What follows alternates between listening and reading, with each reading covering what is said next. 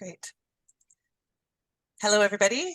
It looks like we've hit 12 on the clock and we're ready to get started. So I'm going to jump in to cover off some introductory stuff while people join us and get settled in for our session today.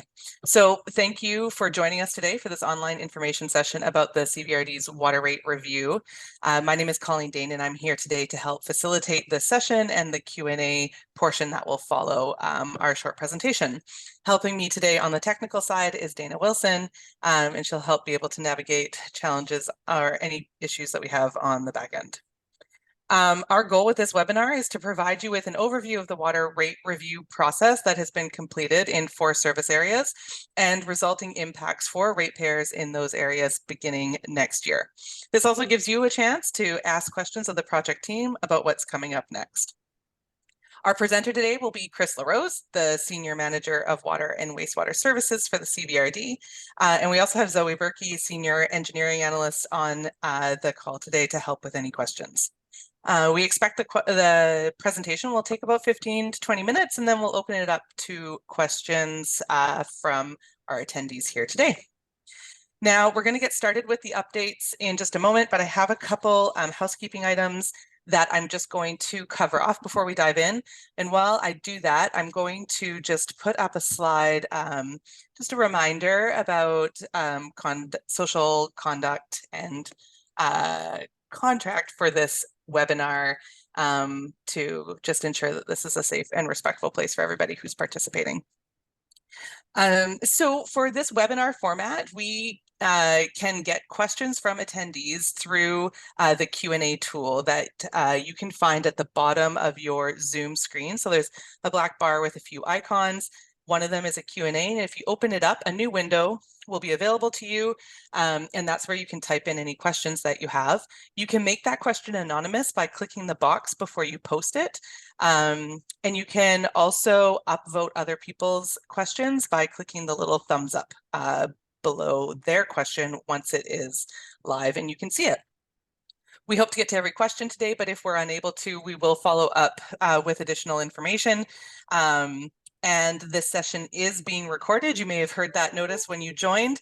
It will be shared to the CVRD's website for review again by yourself or for sharing with others who couldn't join today. We expect it'll be up there in the next few days before the holidays. And finally, as I mentioned at the top, Dana can help us with any technical hiccups that you might be having with participating today. So if you are having any, please post your question in the chat, which is another one of those options in the Zoom icon bar, and we'll do our best to troubleshoot from a distance. So with that, we're going to go ahead and get rolling. Thanks again for joining us today, and I'm going to go ahead and hand the mic over to Chris LaRose. Chris, over to you. Great. Thank you, Colleen, and hello, everyone. Thanks for joining us today. There's been a lot of review and planning work completed to get to this stage, and I'm hoping that we can give you an understanding of how this review of the water rates has led to a planned increase in the years to come. We'll also map out what that increase looks like and why the decisions have been made. So let's start with why we're here. There are a few key drivers behind this effort, and they can generally be summarized as our recognized responsibility to plan for the future needs of the community. So why? A key reason is for the reliability and sustainability of our services. Our water systems are aging, and to ensure that they are able to continue to reliably provide the essential service, plans have to be made for the long-term replacement and upkeep of the infrastructure necessary to deliver the service. Knowing that our water systems are aging, it's important that we budget for their replacement. So with almost all water mains needing replacement over the next 10 to 20 years, the CVRD needs to plan and budget to replace them. When we know that there are required replacements ahead, we need to financially prepare now. If we don't save for the future replacement now, our ability to provide safe, affordable drinking water into the future will be challenged. In other words, preparing now ensures fairness for users throughout the system's life cycle. So with all that in mind, through 2022 and 2023, we completed a comprehensive rate review looking at the water systems of 4 services. A little bit more now about asset management planning. Asset management plans are a way to keep track of infrastructure age, maintenance, condition, and risk, and include development of recommended timing of replacements, considering all of those factors. So we initially started this process with the development of asset management plans for water services way back in 2019. The follow-up steps of financial planning and the rate review were postponed due to the COVID-19 impacts, both because it became very difficult to engage with the public, but also because we wanted to defer the financial impacts from these increases to the community while they, struggled and coped with the pandemic. So we learned as we completed the asset management plan for these services that the majority of the assets in these water systems are water mains, what we refer to as linear infrastructure in the ground, that were installed in the 1970s and 1980s. So these are largely asbestos concrete pipes with a typical lifespan of between 50 to 70 years, depending on the ground conditions, the water pressure, water quality, that type of thing. And that means that in the next 20 years, we're nearing the end of life for most of these water mains. With that in mind, it's time to plan ahead. Asset management plans help to avoid service interruptions. Service interruptions that might come about through main breaks, which as pipe ages become more and more frequent. Asset management plans include an assessment of the condition and the risk of each portion of pipe, to determine how critical each is so that we can prioritize replacements and ensure that water is there when we need it. So a comprehensive water rate review included 4 key stages that began a few years ago. So as noted on the last slide, we started with an asset inventory and management plan back in 2019. This inventory and management plan took stock of all of our current infrastructure, identifying age, condition, and criticality of the different components that we're responsible for across each service and across the region. Once the inventory was complete, a replacement and maintenance schedule was created, allowing us to look ahead to what upgrades are on the horizon so we can plan now. With that in hand, we undertook a financial planning process to determine what was needed in order to pay for the required replacements ahead. And this includes understanding what will be needed for ongoing operations and maintenance and for capital costs.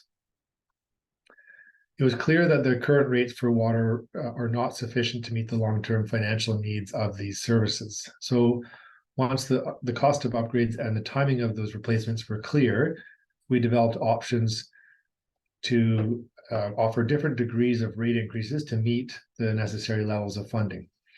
With all that information in hand, our electoral area directors and the project team held a workshop to identify the plan forward for each area.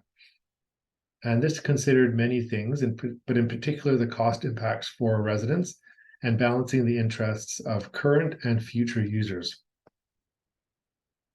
So the CVRD understands that any rate increase is difficult for taxpayers, particularly in the context of escalation of costs across the board for families and households these days.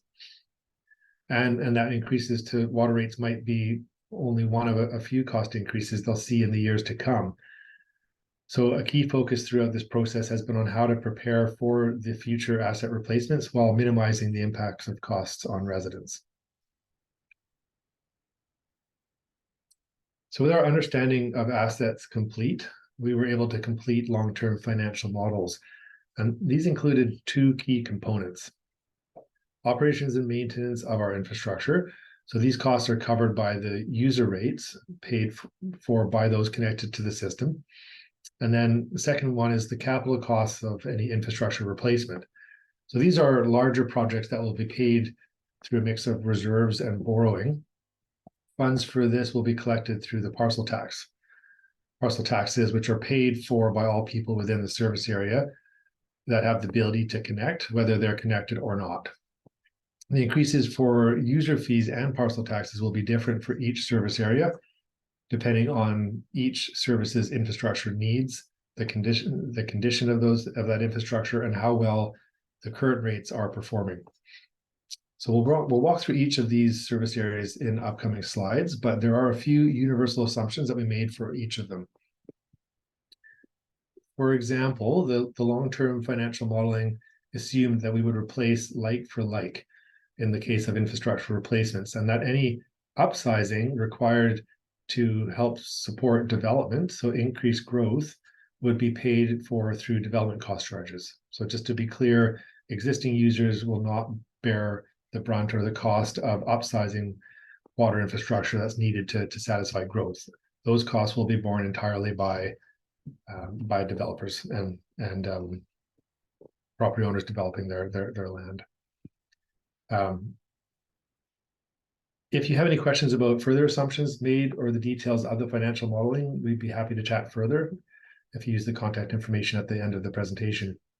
Most importantly, though, as we looked at the forecast, both financially and operationally for these water service areas, we knew there would be the need to increase rates. So the CVRD is focused on those rates being structured to be sustainable while considering fairness, promoting conservation, and achieving full cost recovery for the service. Directors were given 3 rate increase options for each area, all of which would achieve the required level of necessary funding, but at different speeds. So catching up more quickly would require the biggest rate increases now. Taking more time would allow more changes for these, more time for these changes to be absorbed by the community, but will cost the service and future users more in the long term. So back to that concept of balancing the interests of current and future users. So the proposed fee rate increases were mapped out for electoral area directors and discussed at the workshop this fall. And we'll walk through the decisions made for each area in the coming slides. But before we dive in, I just wanted to note that this webinar is for everyone within the service area, connected or not. For those that are connected to the water services, there are increases to both user fees and parcel tax. For those within the area that aren't connected or aren't yet connected, only the increases to the parcel taxes will apply. So the parcel taxes are charged to all properties that are able to connect, whether they are currently connected or not. And these show up as part of your annual property tax. So why charge the parcel tax to properties that aren't connected?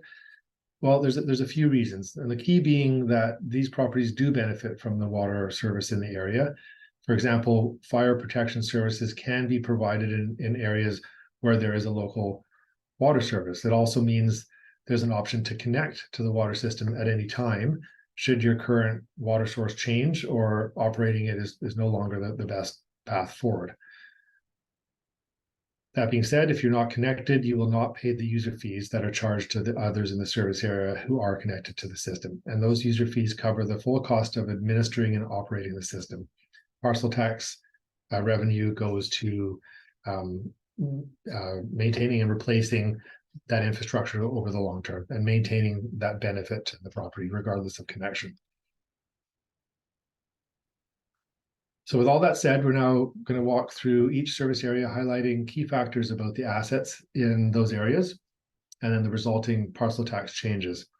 We'll move from the south end of the CVRD northward, starting with Union Bay, using orange as a color, and then Royston with purple highlights, and then the Comox Valley Water Service area highlighted with teal, and then finally the Black Creek Oyster Bay service area using color light navy.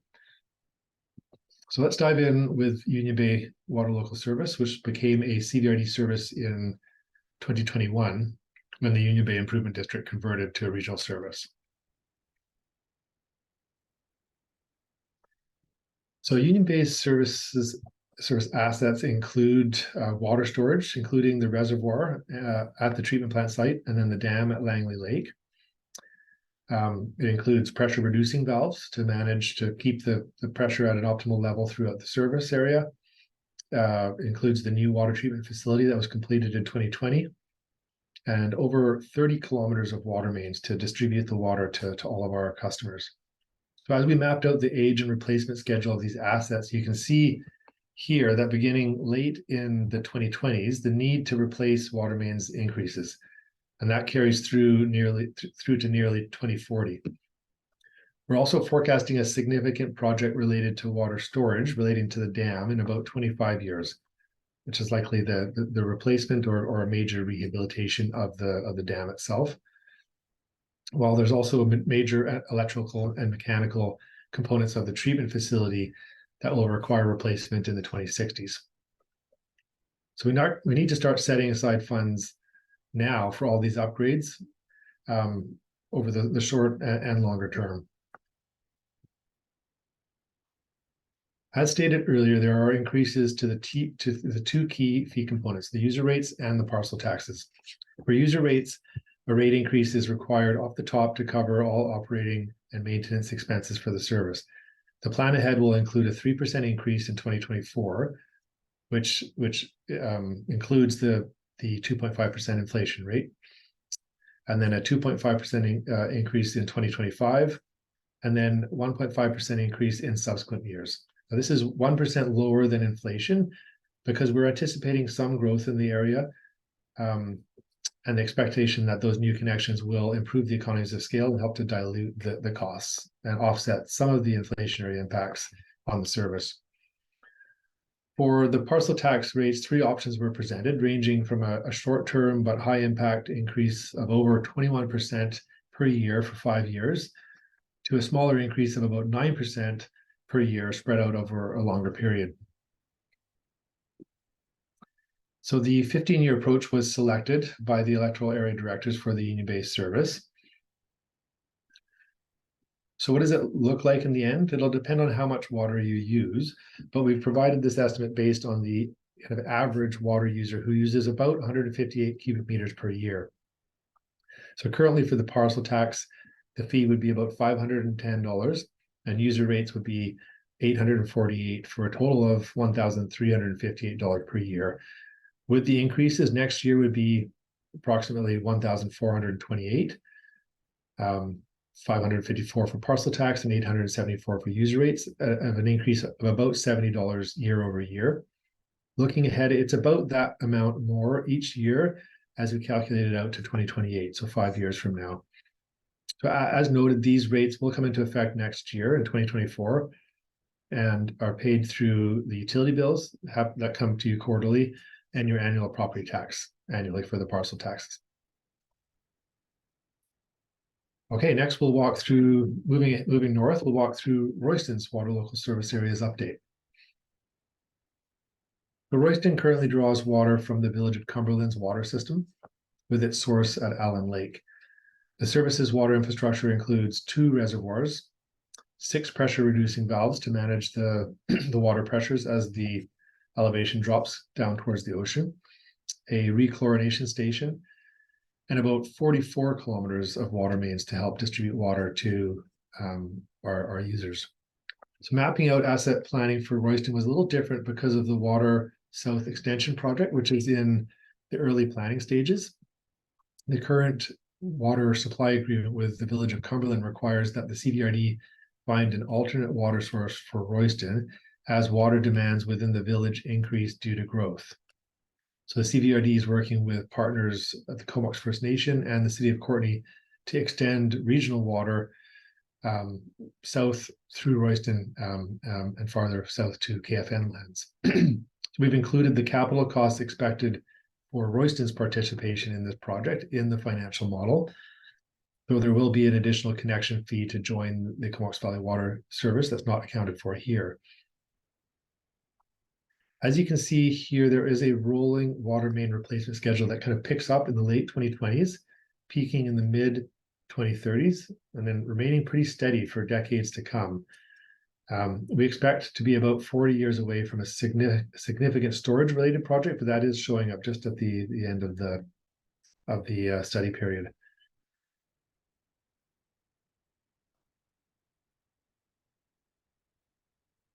So again, here are plans for rate increases to the 2 fee components for this service area, so user rates and parcel taxes. For user rates, an initial boost in the first 5 years is necessary, but then will relax after 2028. So what this means is a 7% increase in 2024, annually from 2024 to 2028, which takes into account the 2.5% inflation rate. And then beyond 2028, we're counting on a 2.5% increase annually to align with inflation.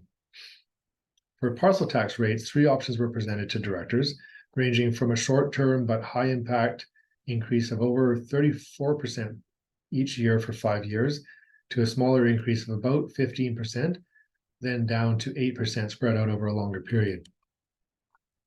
The 15-year approach was selected by directors for the Royston service, and that means a 15% increase from 2024 to 2033, and then 8% for the last 5 years of this 15-year rate increase plan. So what does that look like for Royston ratepayers? It'll depend on how much water you use, but we've provided this estimate based on the average water user who uses about 248 cubic meters per year for this service area. So currently for parcel tax, the fee would be about $200 and user rates would be $605 for a total of $805. With the increases, next year would be $877 in total, $230 for parcel tax and $647 for user rates. An increase of 22% each year would mean increases of between $70 to $90 per year to the average user through to 2028. As noted on the previous slide, this cost includes the capital costs identified in the Water South Extension Service, but not the connection charge. That connection charge is currently estimated to be about $450 per year from 2027 to 2036, so over a 10-year period. As noted, these rates will come into effect next year and are paid for through utility bills that come to you quarterly and your annual property tax. So now on to the Comox Valley Water Local Service Area, which covers Arden Road, England Road, Greaves Crescent, and the Marsden, Camco, and Sandwick areas. So all of the assets for this service are water mains, nearly 90 kilometers of them. These residents connect to the new Comox Valley Water Treatment Plant as they are customers, as the service area is a customer to the Comox Valley water system. As you can see, there is significant investment needed to replace these water mains in the coming years. Upgrades are scheduled to begin next year and will continue to gain momentum for the next 15 years before slowing down again. Just a reminder that per my earlier slide, only water mains in need of replacement will be replaced. And these scheduled replacement will be updated as we undertake condition assessment program moving forward. So with that forecast in mind, here are the anticipated rate increases to the two key fee components, being the user rate and parcel taxes. For user rates, an initial boost to rates is necessary next year to help achieve the necessary funding levels. And then after that first bump, it'll continue at the 2.5% inflation rate. So there'll be a 9% increase in 2024, which includes the 2.5% inflation rate. And then after that, an annual 2.5% increase to align with inflation over the following years. For parcel tax rates, three options were presented, ranging from short-term but high-impact increase for 5 years to a longer-term increase that reduces the spike but continues on longer. The 15-year approach was selected by directors for the Comox Valley service, and that means a 25% increase annually from 2024 to 2028, and then a 19.8% increase for the remaining years of that 15-year rollout. So what does that look like for ratepayers in this area? It'll depend on how much water you use, but we've provided this estimate based on the average water user who uses about 262 cubic meters per year. So currently for the parcel tax, the fee would be $99 and user rates would be 446 for a total of 545, again, for that average user.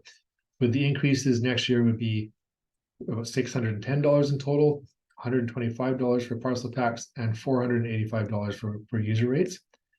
An increase of about $65 in 24, and then between $43 and $72 per year through to 2028. As noted, these rates will come into effect next year and are paid for through utility bills that are come to you quarterly and your annual property tax.